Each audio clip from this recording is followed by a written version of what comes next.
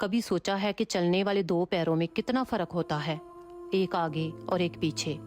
مگر نہ تو آگے والے کو کوئی غرور ہوتا ہے اور نہ ہی پیچھے چلنے والا اپنی کوئی توہین سمجھتا ہے، کیونکہ ان کو پتا ہوتا ہے کہ یہ پل بھر میں بدلنے والے ہیں۔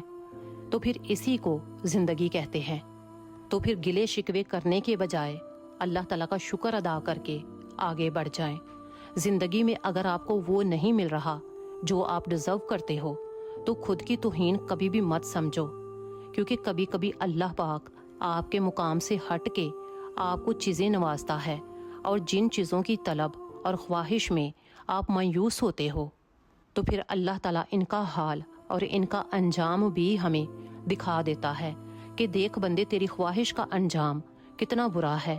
اگر آج تو مشکل میں ہے تو کل آپ کے لیے آسانی کا دن بھی ہے، اور بے شک ہر مشکل کے بعد آسانی ہے۔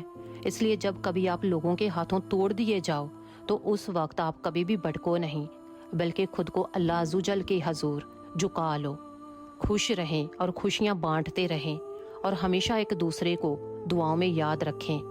اور یہ ایک حدیث میں بھی بیان ہے کہ جب ہم کسی کے حق کے لیے دعا کرتے ہیں تو وہ دعا ہمارے حق میں سب سے پہلے قبول ہوتی ہے۔